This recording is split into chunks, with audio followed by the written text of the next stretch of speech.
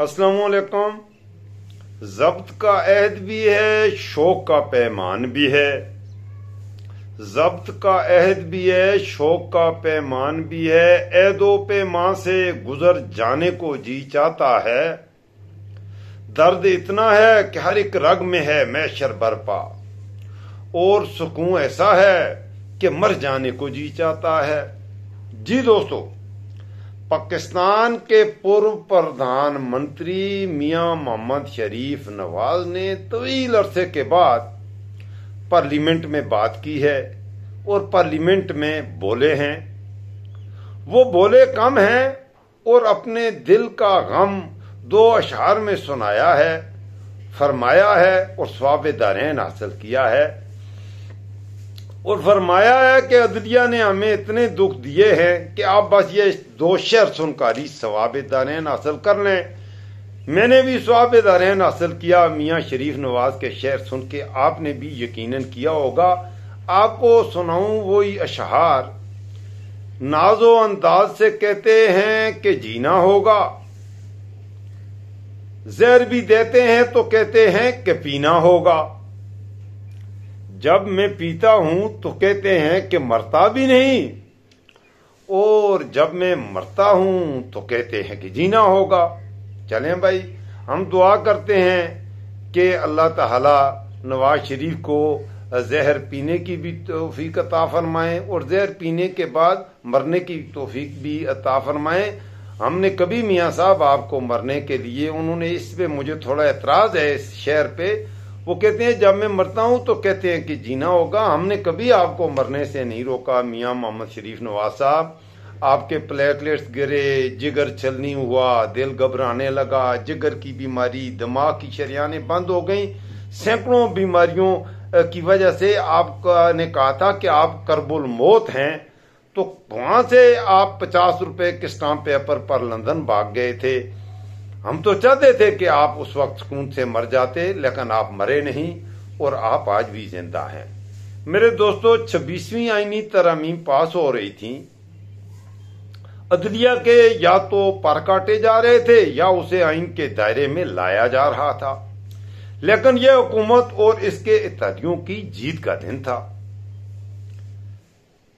مہینوں کی تگ و دو کے بعد مذاکرات کے ذریعے یا دھمکیوں کے ذریعے یا کچھ لوگ کی پالیسی اختیار کر کے یا 2-4 ارکان کی خرید کر یا انہیں غائب کر کے حکومت نے اپنے اعداد پورے کر لیے تھے۔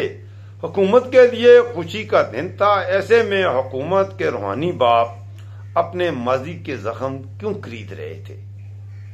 روحانی باپ سے مراد میاں محمد شریف نواز ہی ہو سکتے ہیں۔ میرے دوستو، یہ شعر جو میاں صاحب نے فرمائے وزن میں ہیں یا نہیں ہیں، حسب حال ہیں یا نہیں، اس کا فیصلہ تو ادبی نقاد اور کوئی سیاسی مبصرین کر سکتے ہیں۔ میں کیونکہ پڑھا لکھا آدمی تو ہوں نہیں، تو عام دیکھنے والوں کو تو پرانی اردو فلموں کے شاید وہ سین یاد آ گئے ہوں گے، جب ایک گھر میں بارات پہنچتی ہے، ڈولی اٹھنے والی ہوتی ہے اور دلہن کا ناکام عاشق ایک اداس دھن پر 2 آنسو بہا کے 2 ٹسوے گرا کے ایک درد بھری آواز میں گانا گانے لگتا ہے۔ 3 بار ملک کے پردھان منتری شریف نواز، پاکستان کے وزیر اعظم سے ناکام عاشق کا سفر، اور نواز شریف نے عوام کی آنکھوں کے، ہم سب کی آنکھوں کے سامنے یہ سارے سفر طے کیے ہیں۔ میرے دوستو، میاں محمد شریف نواز پرفرمان منتری کو اسٹیبلشمنٹ نے بنایا، پھر نکالا، پھر دوسری بار عوام نے بنایا، مشرف نے نکالا، اور پھر تیسری بار عوام نے بنایا تو عدلیہ نے نکالا۔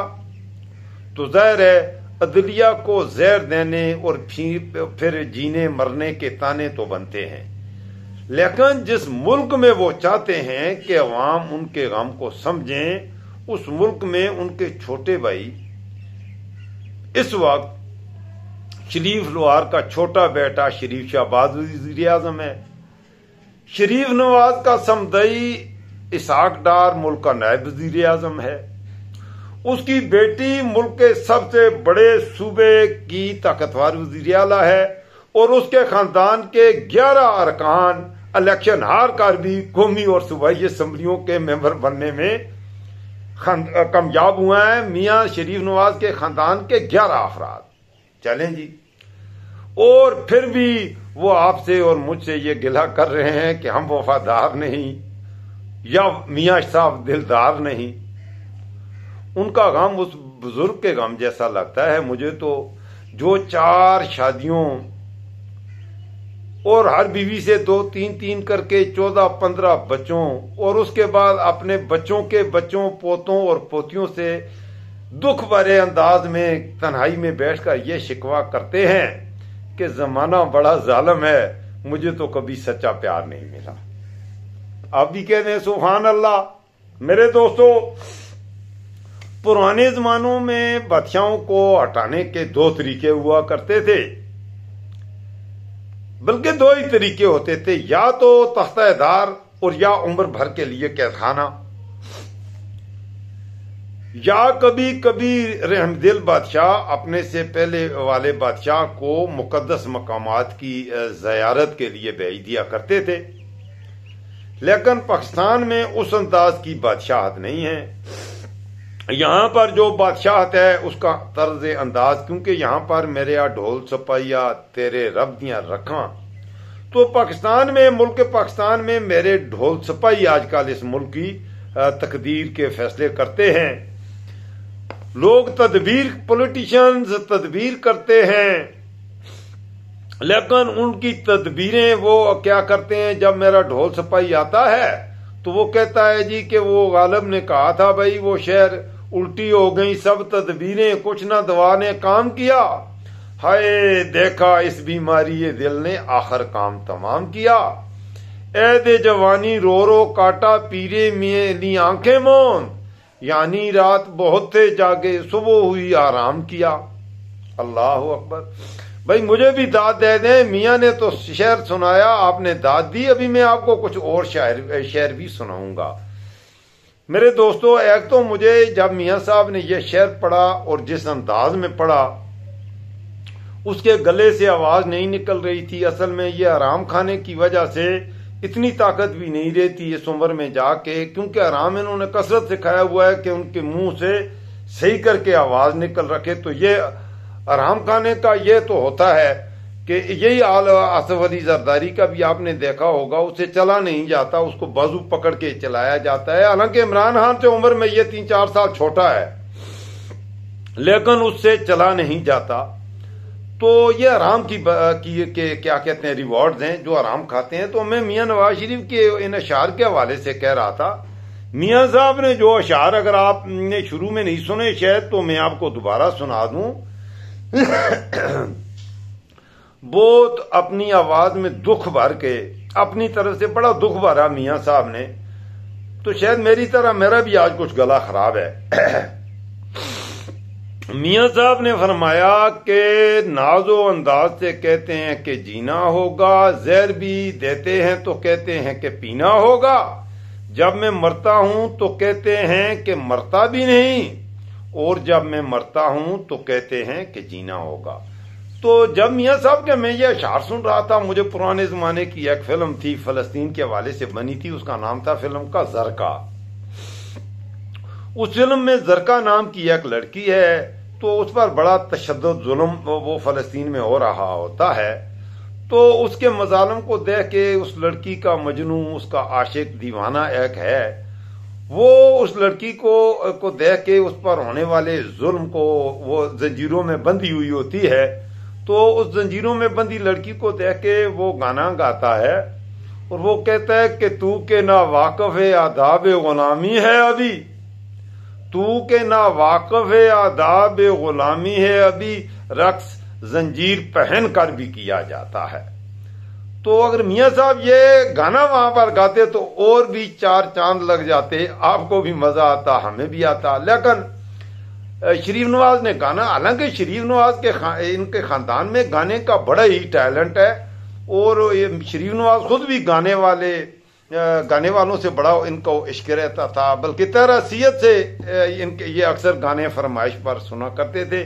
میں تفصیل میں نہیں جاؤں گا، آپ اگر سنیں تو میاں شریف نواز طاہرہ سید ایک گانے والی تھیں، اور وہ کہتی تھیں اس کی ماں بھی گانے والی تھی، ملکہ پخراج، ابھی تو میں جوان ہوں، ابھی تو میں جوان ہوں، وہ والا گانا بڑا مشہور ہوا تھا۔ اچھا، اس کے علاوہ میاں شریف شہباز بھی گانے وانے کے بڑے ہی شوقین ہیں۔ میاں شریف شہباز تو اپنا حبیب جالب کی وہ نظم کیا کہتے ہیں یار گاتے تھے، چند لوگوں کی خوشیوں کے وہ کہ محلات میں ہی جلیں، چند لوگوں کی خوشیوں کو لے کے چلیں، ایسے دستور کو صبح بے نور کو میں نہیں مانتا، میں نہیں مانتا۔ اب مجھے یہ گانا آتا نہیں ہے، ورنہ میں بھی آپ کو گا کے سنا دیتا، یہ بڑا شہباز شریف گا کے سناتا تھا۔ اسی طرح حمزہ شریف بھی، اور تو چھوڑیں مریم شریف کو بھی گانے میں ماشاءاللہ آج کل وہ ویسے ہی ٹک ٹاکیاں بنا رہی ہے۔ اگر وہ گانا گائے تو آپ نے دیکھا ہوگا مریم نواز کے بیٹے کی گزشتہ سال جب لندن میں شادی ہو رہی تھی، 2 سال پہلے بدقسمتی ہوئی کہ مریم نواز کے بیٹے سے اس کی دلہن نے 1 سال کے اندر ہی طلاق لے لی۔ اب میں اس تفصیل میں نہیں جاؤں گا کہ مریم نواز کے بیٹے سے اس کی دلہن نے طلاق کیوں لی، وہ آپ خود سرچ کر لیجئے، کیونکہ وہ بڑی ننگی سی باتیں ہیں، وہ کرتے ہوئے مجھے شرم آتی ہے۔ خاتون کا احترام کرنا ویسے بھی ضروری ہوتا ہے۔ ویسے میں یہ کہنا چاہ رہا تھا کہ مریم نواز جب وہاں پر شادی ہو رہی تھی تو اس کی ویڈیو جو آئی ہیں شادی کی، اس میں مریم نواز کا بیٹا اور اس کی شادی ہونے سے پہلے بہو کے ساتھ رقص کی محفل سجی تھی، اور اس رقص کی محفل میں میاں شریف نواز کی پردھان منتری کی بیٹی دختر نیک کلیم اختر، اس نے بڑے بھاری زیورات اور میک اپ میں ڈانس کیا تھا، ثواب درین حاصل کیا تھا اور گانا گایا تھا۔ تو گانا گانے میں اس خاندان کو بڑا وہ اصل ہے، تو اس لیے میں نے آپ کی خدمت میں رکھا کہ میاں صاحب کو گانے کا شوق ہے، تو اس میں کوئی حرج نہیں تھی۔ ان کے چاہنے والے ان کے فن کی قدر کرتے اور ضرور ان کے گانے کو بھی پسند کرتے۔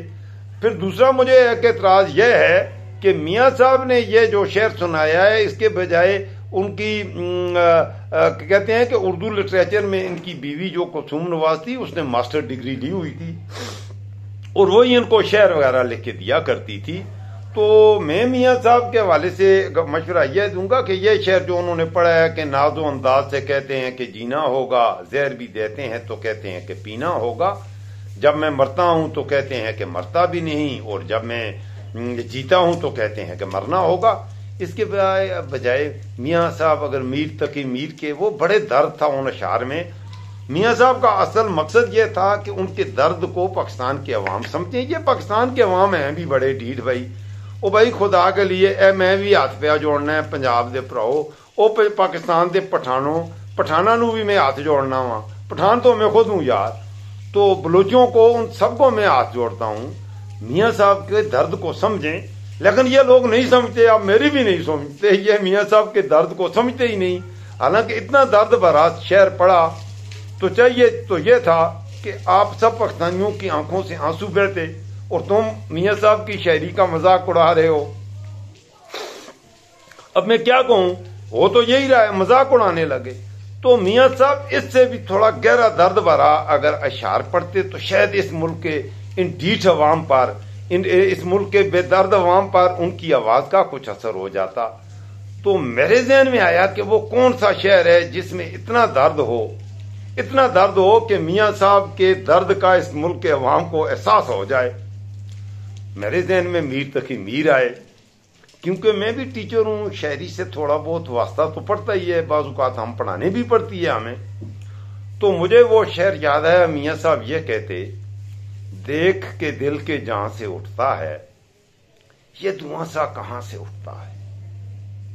دیکھ، پاکستان کے عوام کو کہتا ہے دیکھو، اور اپنے دل پہ ہاتھ رکھتا، دیکھ کے دل کے جہاں سے اٹھتا ہے، ایسے کہتا۔ یہ ذرا میری طرف غور سے دیکھیے گا، عوام کو کہتا دیکھ کے دل کے جہاں سے اٹھتا ہے، یہ دھواں سا کہاں سے اٹھتا ہے، اور ساتھ یہ کہتا کہ جب پاکستان سے گیا، ایسے اٹھے اس کی بزم سے ہم جیسے کوئی جہاں سے اٹھتا ہے۔ اور پھر یہ بھی کہتا بیٹھنے دے بھلا ہے کون اسے جو تیرے آستاں سے اٹھتا ہے۔ اور آخر میں میاں صاحب 2 آنسو بہاتے اور ساتھ کہتے گور کس دل جلے کی ہے یہ قفس، شعلہ ایک صبح یہاں سے اٹھتا ہے، دیکھ کے دل کے جہاں سے اٹھتا ہے، یہ دھواں سا کہاں سے اٹھتا ہے۔ مجھے دیجیے گا اجازت۔ آئی ایس خان آفیشیل آپ کا اپنا ڈیجیٹل پلیٹ فارم ہے، آپ کا چینل ہے، آپ کی آواز ہے، آپ کی امنگوں کا ترجمان ہے۔ سب دوستوں سے گزارش ہے اس ویڈیو کو ضرور مکمل دیکھیے گا بھی ضرور، اپنے دوستوں کے ساتھ شیئر کیجیے گا، چینل کو ضرور سبسکرائب کیجیے گا، لائک کیجیے گا۔ وقت کے ظالم حکمرانوں نے میری آواز اور آپ کی سماعتوں کے درمیان جو ڈیجیٹل فائر وال لگائی ہے اس کے اثرات کو ظاہر کرنے کے لیے یہ ضروری ہے کہ آپ سب دوست چینل کو سبسکرائب کریں، لائک کریں اور زیادہ سے زیادہ شیئر کریں۔ میرے دن کو 2 لائیو سٹریم بھی ہوتے ہیں، تو مجھے لائیو سٹریم کے پہ دیکھنے کے لیے آپ بیل آئیکن بھی پریس کر دیں، تو آپ میرے آنے والے ویلاگز اور لائیو سٹریم کے نوٹیفیکیشن بھی موصول کرتے رہیں گے۔ جہاں رہیں خوش رہیں، آباد رہیں۔ اللہ حافظ۔